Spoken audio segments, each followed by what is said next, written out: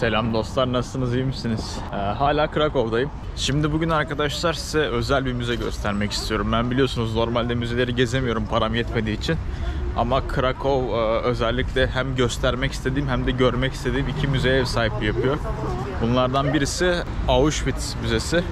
Orası arkadaşlar Avrupa'daki en büyük Nazi toplama kamplarından birisi. Bir diğeri de bildiğiniz gibi Schindler'in Listesi diye bir film var arkadaşlar. Bu Schindler's List filminde biliyorsunuzdur orada bir fabrika var ve bu fabrika arkadaşlar Krakow'da. Size burayı göstermek istiyorum. Eğer izlemediyseniz de bu filmi kesinlikle izleyin. Çünkü bugün insanlığın neler yapabileceğini de göreceğiz. Videonun başından yine abone olup beğenmeyi unutmayın lütfen. İlginç yerler başlıyor, ilginç yerlere gideceğiz. Sinem'i dün uğurladık havalimanına. Ben de hostele geçtim artık. 3 geceliğine 160 zloty verdim. Yani çok da pahalı bir hostel değil ama çok iyi bir hostel, temiz falan. İsmi de Mojito Hostel arkadaşlar. Direkt eski şehrin ortasında. Aklınızda bulunsun eğer gelirseniz. Mojito Hostel. Bu bildiğimiz kokteyl var ya, Mojito, onun gibi yazılıyor. Zaten şuraya da bırakırım nasıl yazıldığını. Durum bu şekilde. Sinemcik gitti. Artık tek seyahatlere devam. Bu arada hava inanılmaz sıcak. 5 gün sonra karlı hava. Sadece bugünlük 26 dereceye çıktı. Yarın tekrardan 10 dereceye düşüyor. Kış olmasına rağmen bak böyle millet şortla atletle falan geziyor yani. Zaten bugün de cumartesi. Sokaklar çok kalabalık. Krakow çok turistik bir şehir arkadaşlar. Birçok çevre ülkeden hafta sonu bir sürü turist, bir sürü genç buraya partilemeye, gezmeye geliyor. Krakow'da böyle bir yer. Hadi bakalım Schindler'in fabrikası bölümü başlasın. Orada size önündeyken birazcık da bilgi vereceğim. Çok kötü, şeytani bir durumda çok ufak bir iyiliğin neler yapabileceğini göstereceğim. Hadi bakalım. Fabrikaya giderken de size anlatayım arkadaşlar 3-5 bir şey. Şimdi bu Schindler's Factory, yani Schindler'in fabrikası olayı şöyle bir olay. Filmi izleyenler zaten biliyordur. İzlemeyenler için söylüyorum. Nazi Almanyası bildiğiniz gibi arkadaşlar 1939 yılında Polonya'yı işgal ediyor. İşgal ettikten sonra da burada artık yavaş yavaş Yahudi dışlanmaları, soykırımları ve gettolara taşınma gibi, farklı mahallelere taşınma gibi, evlerinden olma gibi insan hakları ihlallerine uğruyorlar. Sonra 1941'de işte Sovyetlerle savaş başlıyor falan fistan derken arkadaşlar işler iyice kızışıyor ve bildiğiniz gibi Nazi Almanyası'nda Yahudilerin, Çingenelerin, işte eşcinsellerin, sakatların yeri yok. Bunların birçoğu öldürülüyor ama bir kısmı da arkadaşlar büyük Nazi ekonomisi için çalışan köleler haline geliyor. Yani köle diyeyim ben buna. Çünkü birçoğunu köle olarak kullanmaya çalışıyor Nazi Almanyası. Ve burada arkadaşlar bildiğiniz gibi bölge işgal edilmeden önce birçok fabrika var. Bu fabrikalara el koyuyor Nazi Almanyası ve bunların başına da Alman iş adamlarını getiriyor. Nazi toplama kamplarına insanları topluyorlar ve orada öldürüyorlar. Bu kendilerine göre 3. sınıf vatandaş dediği insanları. Ondan sonra da bir kısmına hala ihtiyaç duyuyorlar, özellikle iş gücü olarak. O yüzden de bu nüfuslu Alman iş adamlarının verdiği listelerdeki Yahudileri hala fabrikalara tutuyorlar arkadaşlar. Özellikle de bunların arasından güçlüleri, kasları, yani iş yapabilecek insanları seçmeye çalışıyorlar. Hatta bazı SS subayları diyor ki bizim Schindler'e, hani diyor bak diyor kadın çocuğu tutuyorsun burada ama diyor bunlar iyi iş yapamaz diyor. O da diyor ki onların elleri daha ufak, işte bazı işleri daha iyi yapıyorlar falan diyor. Ve 1100-1200 tane Yahudinin hayatını kendi hayatında riske atarak bu Alman iş adamı kurtarıyor arkadaşlar. Çünkü yani iyi bir insan. Çünkü bunun yanlış olduğunu görüyor ve bunu düzeltmek için de 1200 kişinin, 1200 tane Yahudinin hayatını kurtarıyor. Yani işte bu da arkadaşlar ilk olarak vahşetin içinde tek bir iyi insanın bile neler yapabileceğini gösteriyor. Ve aynı zamanda da bana göre ırkçılığın ne kadar kötü bir şey olduğunu gösteriyor bu kavram. Tekrardan bu Filistin, İsrail meselelerinin yine gündemde olduğu dönemlerde aslında pek de bir şeyin değişmediğini görüyoruz. Yani kötülüğün dini, dili, ırkı yok. İyiliğin de dini, dili, ırkı yok. O yüzden aşırılık her zaman çok kötü. Her aşırı ideoloji zarar veriyor. Aşırıcı Yahudiler Filistinli sivillere zarar veriyor. Yani olan aradaki masum sivillere oluyor.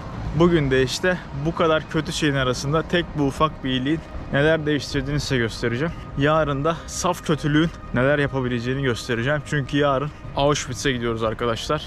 Yarın 2 milyon insanın yakılarak, çalıştırılarak öldürüldüğü o ünlü Nazi kampına gideceğiz. Normalde ben müzelere para vermiyordum biliyorsunuz. Ama dayanamadım çünkü bu iki yeri hem size göstermem lazım hem de görmek istiyorum. Yemişim parasını yani. Bunu borçla bir şekilde kapatırız ama bir daha Krakow'a gelip de bu duygusal anları, bu insanlık için önemli yerleri göremeyiz bence. Hadi az kaldı, birazdan varacağız. Ve bu gördüğünüz bina arkadaşlar, bu Schindler'in fabrikası. Bildiğim kadarıyla tam emin değilim ama Schindler'da şu anda arkadaşlar İsrail'deki Kudüs'teki Zeytin Dağı'nda yatıyor diye biliyorum. Orada Zeytin Dağı'nda en ünlü Yahudilerin, en Yahudi camiasına bir şeyler katmış insanların mezarları bulunuyor. Bildiğim kadarıyla da şu anda Oskar Schindler'ın mezarı orada arkadaşlar. Hadi bakalım müzeye girelim. Giriş galiba 32 zloty. Pahalı ama artık bunları gözden çıkardım yani. Borç bir şekilde halledeceğiz. Hadi bakalım. Bu arada müzenin girişinde de bak Oskar Schindler 1908-1974 diyor. Şurada da diyor ki bu galiba Tevrat'tan bir parça. Whoever saves one life saves the world entire. Yani bir yaşam kurtaran bütün dünyadaki yaşamları kurtarmış, bütün dünyayı kurtarmış sayılır diyor. Bak buradaki pencerede de hayatını kurtardığı bazı insanların böyle fotoğrafları var. Neyse hadi şuradan girelim bakalım. Evet arkadaşlar girdim. Bak böyle bileti aldım. Ama şöyle bir şey oldu. Bir tane tur rehberi vardı kapıda. Fazladan bileti varmış. 32 zloty'ye normalde biletler. Zaten üzerinde de yazıyor. Dedi ki bende fazladan vardı, sana 25'e satayım mı dedi. Ben tabii ilk başta pek güvenemedim ama hem İngilizcesi çok iyiydi kadının. Hem de boynunda şey vardı. Tur rehberi belgesi vardı. Hem de yani bildiğin grubu falan da vardı. Dedim beni içeri kadar bırakırsan parayı veririm. İçeriye kadar bıraktı. Sonra girdim. Neyse hadi yürüyelim bakalım. Burası da fabrikanın içi.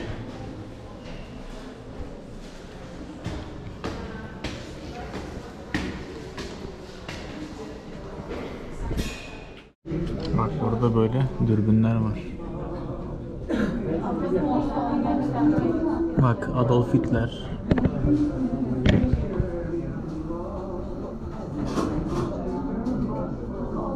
Nazi subayları.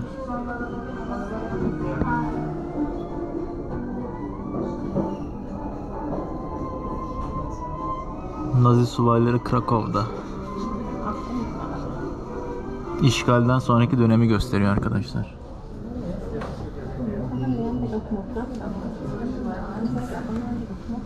Bu da arkadaşlar Krakow'un eski hali. Bak mesela şurası şehir meydanı. Benim şu anda hostelim burada. Burası da şu bölgede eski Yahudi mahallesi arkadaşlar. Bu şekilde. İçerideki salonda arkadaşlar eski çalışanlar fabrikadaki sistemi anlatıyorlardı. Onu dinledim birazcık. Bak burada da böyle alemler var. Fabrikanın eski halini, Krakow'un eski halini bak böyle görebiliyorsunuz.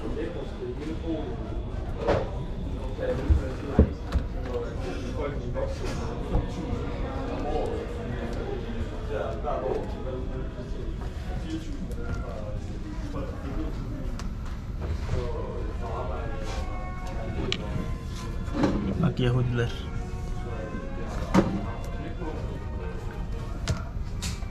Hadi bakalım yürümeye devam edelim.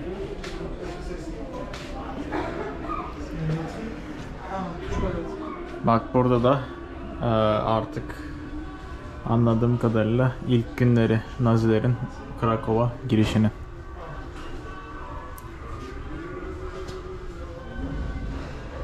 Bak böyle Nazi ordusu arkadaşlar şehirde yürüyüş yapıyorlar.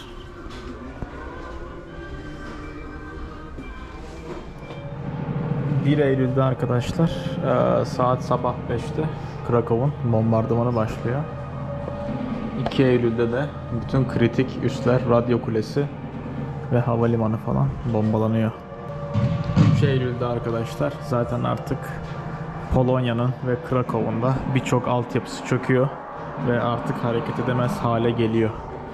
Bakın burada bir Polonya askerinin kıyafetleri var böyle. Bak burada da bir Nazi kaskı arkadaşlar.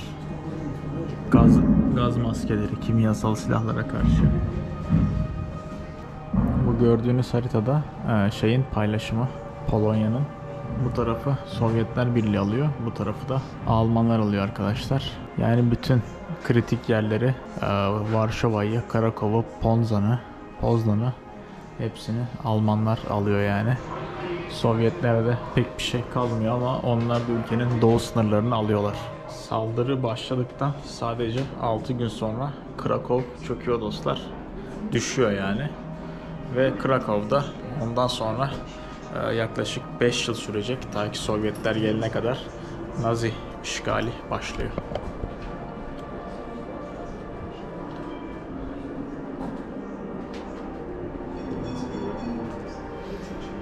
Zaten buradaki bayraklardan sonra da artık Nazi dönemine geçiyoruz.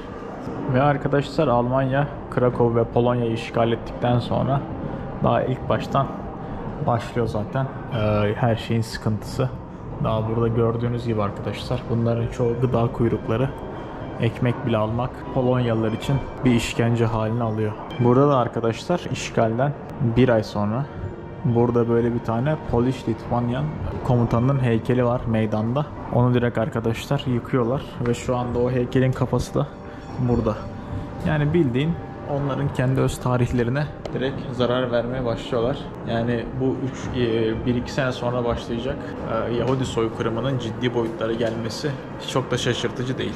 Daha ele geçirir geçirmez birkaç ay içinde bir ülkenin tarihini, kimliğini, özgürlüğünü direkt kısıtlamaya başlıyor. Bu gördüğünüz bayraklardaki ideoloji. Burada gördüğünüz gibi de arkadaşlar Naziler tarafından üniversitenin öğretim görevlileri bile tutuklanıyor. Zaten bu baskı sonucunda da şu anda Amerika bir süper güç. Çünkü bu Nazi baskısı Avrupa'daki bütün mantıklı akılları başka kıtalara gitmeye zorluyor. Burada gördüğünüz insanlar arkadaşlar hepsi o dönemki profesörler ve hepsi tutuklanıp ya hapse gidiyorlar, Yahudilerin bir kısmı yakılıyor, öldürülüyor. Geriye kalanlar da başka ülkelere göçe zorlanıyor veya kaçıyor arkadaşlar. Yani bütün parlak beyinleri Avrupa'dan temizliyorlar. Alman beyinleri hariç. Ama Almanların da akılları bu tiranlığı desteklemediği için onlar da zaten Einstein gibi insanlar Avrupa'dan kaçıyor arkadaşlar. Bu fotoğrafta arkadaşlar ilginç, trajik bir şey var. Yani çocukların bile beyni yıkanmış durumda. Bak diyor ki Alman çocukları Alman okulunda bir Krakow'da bir tane kutlama yapıyorlar. Böyle Nazi selamı vererek çocukları da bu ideolojinin parçası haline getiren yetişkinler. Ne yazık ki. Bu fotoğraflarda arkadaşlar Naziler tarafından asılan Polonyalıları görebiliyorsunuz. Bunlar çok acı fotoğraflar. Bak burada Nazi subayı gülüyor. Burada da Polonyalılar asılmış bir şekilde arkadaşlar duruyorlar. Yani ölüye bile saygısı olmayan insanlar. Bakın burada böyle. Çok kötü yani.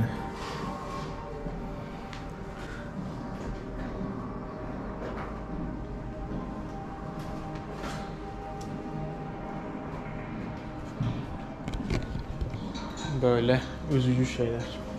Burada arkadaşlar diyor ki hemen diyor yenildikten sonra diyor artık diyor Polonya yasalarının geçerliği kalmadı. Polonya yasalarının da geçerliği kalktıktan sonra diyor bir anarşi hakim oldu diyor. Ve Naziler 18 ile 60 yaş arası olan bütün erkek Polonyalıları iş altına, çalışma altına almışlar. Günde 12 saat herhangi bir tatil olmadan. Yahudilerde de arkadaşlar 12 ve 60 yaş arası, yani 12-13 yaşındaki Yahudileri bile tatilsiz günde 12 saat çalışmaya zorlamışlar. Ve bu da savaşın ilk ayları arkadaşlar. Yani bundan sonra çok daha kötü şeyler oluyor zaten ne yazık ki. Bak burada gördüğünüzde arkadaşlar tren istasyonları, çalışan Polonyalılar, Yahudiler ilk başlarda Çok ciddi bir kalabalık oluyor tren istasyonlarında. İnsanlar kaçmaya çalışıyor, ailelerini bulmaya çalışıyor.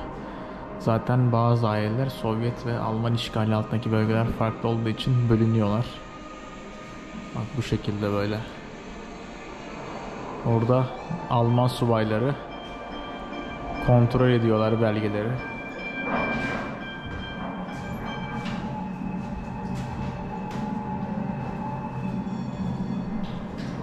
Krakow Hauptbahnhof, yani Krakow merkez istasyonu yazmışlar Almanca.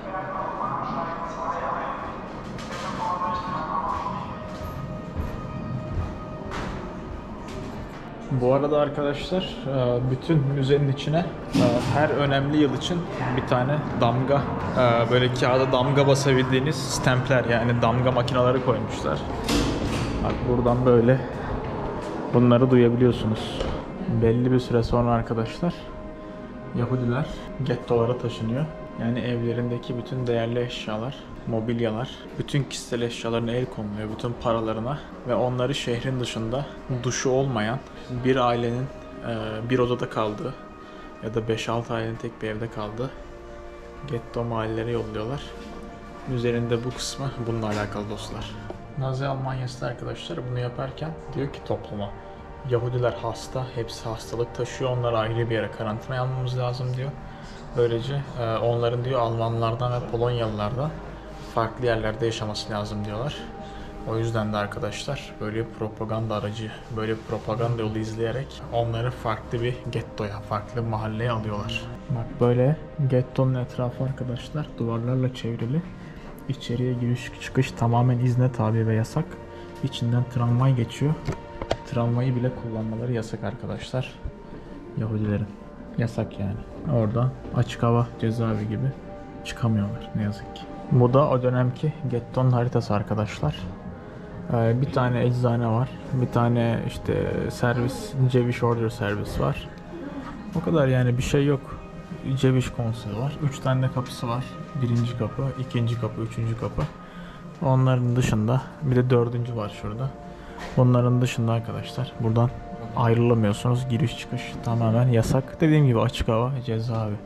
Mahalleleri cezaevlerine çeviriyorlar Yahudiler için. Bak burada da 4 numaralı kapıda arkadaşlar bir Alman, bir Nazi subayı kimlik kontrolü yapıyor. Giriş çıkışları kontrol ediyor.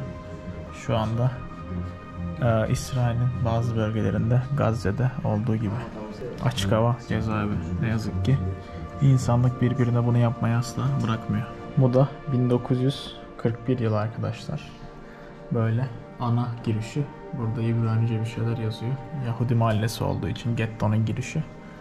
Böyle kontrol ediliyor arkadaşlar. Bir de bu getto arkadaşlar hem Polonyalı hem de Alman polisler tarafından kontrol ediyor dışarıdan. İçeriye sadece Polonyalı polisler giriyor. İçeriye Almanlar bulaşmıyor arkadaşlar. Emek harcamak istemiyorlar yani. Görebiliyor musunuz bilmiyorum ama şu etrafında bu odayı da böyle duvarlı duvarlı yapmışlar. Yani o anı hissetmemiz için. Bu gettoda yaşadığın anı görmen için. Etrafın duvarlarla çevrili bu odada. Ve gettonun içinde arkadaşlar birkaç tane market de varmış. Buralarda günde 250-300 kalorilik yiyecek alabiliyormuşsun. Böyle bir sistem varmış yani.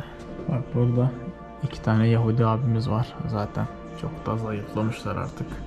Yiyecek yok, su yok, temizlik yok. Hallerine baksanıza. Burada da arkadaşlar gettoda yaşayan birinin yazdığı bir yazı. Burada çevirisi var. Bir sürü insanla çevriliyim evimde. İşte pis bir mutfak var. Sürekli birileri yemek pişiriyor diyor. İşte karanlık ufak bir odada diyor. Babaannemle takılıyoruz diyor işte. Öksürükler. Tuvalet yok diyor. Her odanın her bir köşesinde diyor farklı bir aile yaşıyor diyor. Böyle. Yani sıkıntı. Dediğim gibi böyle ufacık alanlarda 3-5 ailenin yaşadığı oluyormuş. Ki burada da şu anda bu tasvir edilmiş arkadaşlar. Bakın bu bir oda. Odanın bir tarafı bir aile. Diğer tarafa başka bir aile. Aralarında da perde var. Burada da perde var. Böyle işte bir şekilde temizliklerini çözmeye çalışıyorlar kaplarla sularla. Çünkü tuvalet yok arkadaşlar. Tuvaleti bile gettoda yasaklamışlar. Ufacık çocuklar böyle buralarda bir dönem yaşamış. Burada arkadaşlar şeyin çevresini görebiliyorsunuz, fabrikanın. Burada da Oskar Schindler ve işçileri. İşte bu abimiz buradaki gördüğünüz bütün Yahudilerin hayatını kurtarıyor arkadaşlar. Fabrikada böyle tencere tava üreten bir fabrika. Burada böyle kadınlar vesaire. Az önce izlediğim programda buranın diyor diğer kamplara göre bir cennet olduğunu söylüyorlardı. Çünkü yemek bile çok iyiymiş burada. Bu arada arkadaşlar burası Schindler'ın kendi ofisi. Bunlar da kendi kişisel eşyaları. Bu da fabrikada üretilen yüzlerce işte tabak, çanak, kaseden birkaçı. Ya da yüzlercesinin yüzlercesi.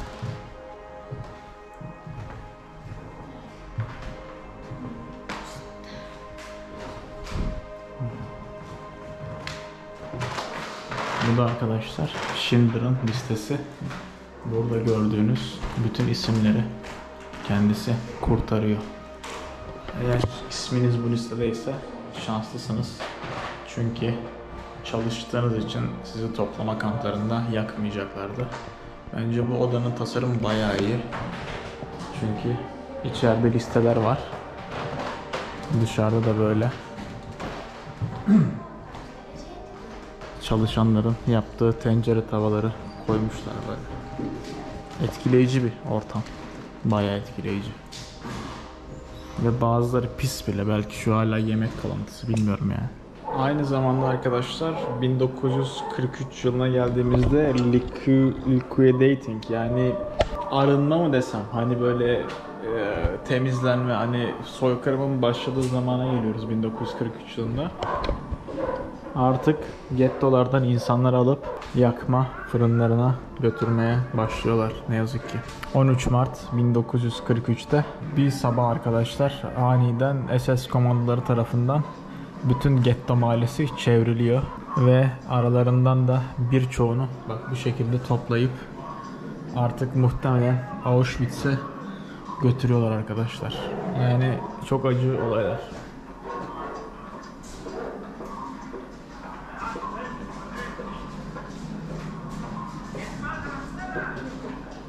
Ve aynı günün gecesinde arkadaşlar ikiye bölünen getto mahallesi, getto A ve B'nin A'sı tamamen arkadaşlar temizlenip toplama kamplarına götürülüyorlar.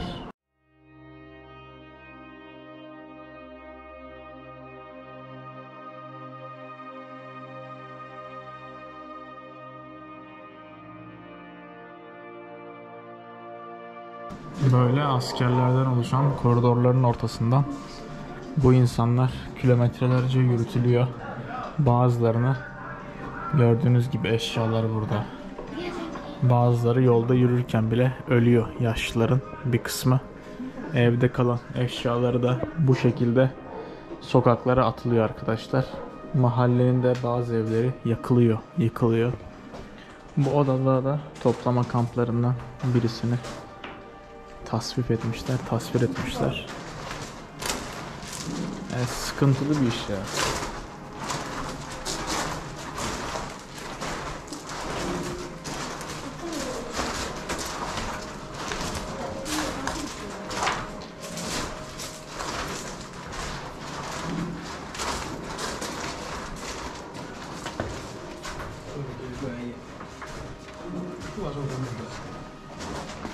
Bak bu da kamptaki Plaszow kampındaki korumalardan birinin kıyafeti.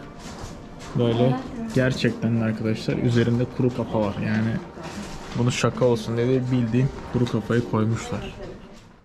Burada da kamptaki bazı Nazi subaylarının fotoğrafları.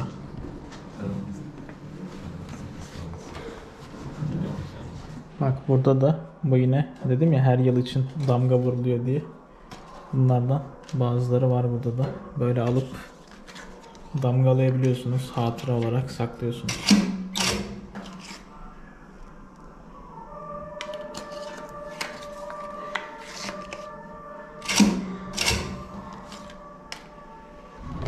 Artık arkadaşlar savaşın son yıllarına geldik. Tekrardan savaş bu ülkenin üzerinden geçiyor. Gördüğünüz üzere şu haritada 17 Haziran 1945'te Sovyet orduları Krakow'a giriyor ve Krakow'un çevresini kuşatıyorlar. Birkaç gün sonra da arkadaşlar artık Krakow Sovyet orduları tarafından ele geçiriliyor zaten. Şu anda 17 Haziran'da The Entrance of the Red Army in Krakow, Sovyet orduları tekrardan Krakow'u ele geçiriyorlar arkadaşlar. Bu da arkadaşlar son damgamız. Zaten artık 1945 yılı geldi. Artık Polonya özgürlüğüne kavuştu desek de demesek bilmiyorum. Çünkü bundan sonra da bak gördüğünüz gibi zaten damgadan artık komünist rejimin altında ve komünistlerin himayesi altında yaşıyor ta ki 1991'e kadar. Bu gördüğünüz alana da arkadaşlar Oskar Schindler'in kurtardığı insanların fotoğrafları var. Bu gördüğünüz herkes arkadaşlar Oskar Schindler kurtarıyor. Bak gördüğünüz gibi aynen haklıymışım. Mezarı da arkadaşlar şu anda Kudüs'te Zeytin Dağı'nda ve gidip orada da ziyaret edebiliyorsunuz. Falih Rıfkat ayında giderseniz oralara Zeytin Dağı kitabını okuyun diye şöyle bir ekleyeyim araya. Evet, müze bu kadardı ama çok güzel müze. Şimdi son bir kritiğini de yapalım. Son bir şeyler de anlatayım size. Ondan sonra da kapatalım. Evet dostlar, müze bitti. Bence güzeldi ve biraz duygusal bir müzeydi. Özellikle o Yahudilerin son 2 yılını anlatan kısım duygulandırdı beni. Ama benim için büyük bir deneyimdi böyle bir yerde olmak. Yani Oskar Schindler'in fabrikasında Yahudilerin burada yıllarca parasız çalıştığı bir yerde olmak özeldi benim için. Yani geldiğinizde gelin kesinlikle. Bir de 4 ayak üzerine düştük. 32 zloty yerine 25 zloty verdik. Kapıdaki şans yüzümüze güldü. Yani zaten param yok gibi bir şey. Bir sonraki bölümde Auschwitz'e gideceğiz. Burada size Auschwitz'e kadarki olan süreci göstermek istedim. Aslında Krakow'daki yaşananları, Yahudilerin yaşadıklarını, Çingenelerin yaşadıklarını. Çünkü direkt bütün Yahudiler arkadaşlar savaşın ilk yılında Zord diye kampa gidip yakılmıyor. Önce bunları Almanlar köle gücü olarak kullanıyorlar. Yani öyle söyleyeyim size. Modern köle olarak kullanıyorlar. 1945'te kölelik varmış gibi düşünün. Ama ondan sonra son 2 yılda bu işte arınma olayı başlıyor. Arındırma olayı başlıyor. Yahudilerden arındırma politikası başlıyor. Ve Auschwitz'teki olanlar başlarına geliyor. O yüzden size yarın da bunları göstereceğim. Onu da bir sonraki bölüm olarak yayınlayacağım. Lütfen abone olmayı unutmayın. Yani ben burada gece hayatı paylaşmak istemiyorum. Ben daha çok bunları paylaşmak istiyorum ama bunları da beğenin, yorum atın, izleyin ki insanların önüne çıksın. Böyle ilginç şeylerde. Hadi bakalım dostlar. Schindler'in fabrikasından hepinize bay bay diyorum. Görüşmek üzere.